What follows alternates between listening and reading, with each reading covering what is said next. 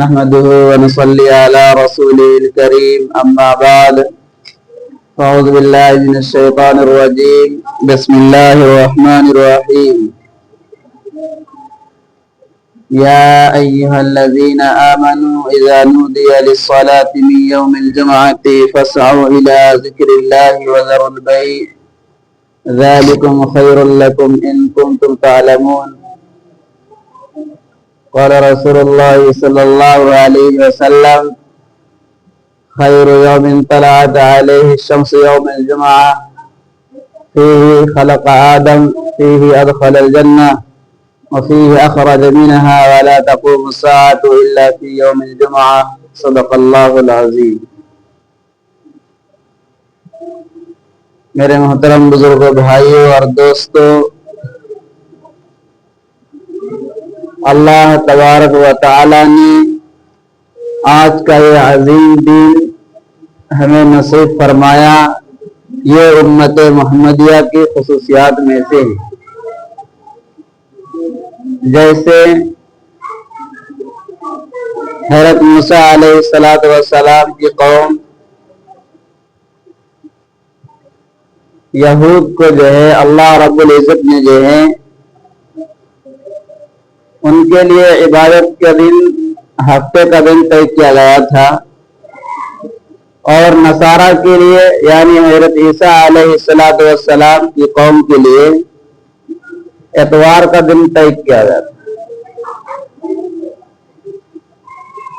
اور امت محمدیہ کے لیے یعنی ہم سب کے لیے اللہ رب العزت نے جو ہے جمعے کا دن طے کیا ہے. یہ اللہ رب العزت نے جو ہے ہم سب کو جو ہے انعام کے طور پر نوازا ہے. اور جمعے کے دن ہم سب کو جو ہے اہتمام سے اس کی پابندی کرنی چاہیے اور کیا جاتا ہے، اور قیامت تک انشاءاللہ جو ہے کیا جاتا رہے. میرے بھائیوں، جس طرح اللہ رب العزت نے جو ہے تمام شہروں پر مکہ المکرمہ کو سرداری دی، تمام راتوں پر لیلۃ القدر کو سرداری دی، تمام کتابوں پر قرآن مجید کو سرداری دی، تمام مہینوں پر اللہ رب العزت نے جو ہے رمضان مبارک کو سرداری دی، اسی طرح تمام دنوں پر اللہ رب العزت نے جو ہے جمعے کے دن کو سردار بنایا.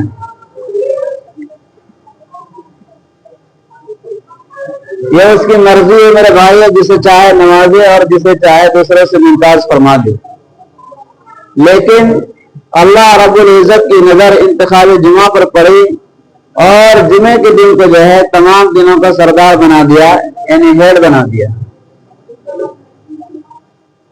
اب یہ دل میں پیدا ہوتا ہے، خیال پیدا ہوتا ہے کہ اللہ رب العزت نے جو ہے آخرکار جمعے کے دن کو جو ہے تمام دنوں کا سردار کیوں بنایا.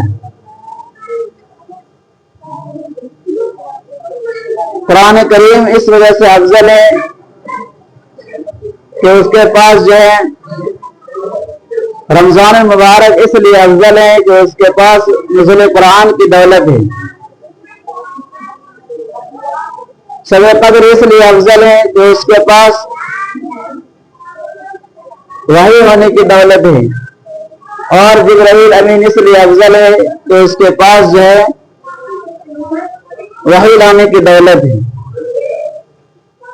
تو میرے بھائیو، جمعہ کہتا ہے کہ میرے پاس جو ہے دولت کے خزانے ہیں، ایسے خزانے جو دوسروں کو نصیب نہیں.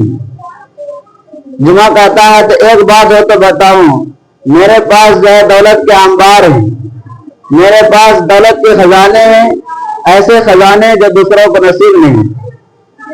جمعہ کہتا ہے کہ ذرا غور سے سن. عن ابی ہریرہ رضی اللہ عنہ قال قال رسول اللہ صلی اللہ علیہ وسلم خیر یوم طلعت علیہ الشمس یوم الجمعہ فی خلق آدم وفی ادخل الجنہ وفی اخرج منها ولا تقوم الساعة الا فی یوم الجمعہ. حضرت ابو ہریرہ رضی اللہ عنہ سے روایت ہے کہ رسول اللہ صلی اللہ علیہ وسلم نے ارشاد فرمایا کہ بہترین دن جس دن سورج طلوع ہوا وہ جمعے کا دن،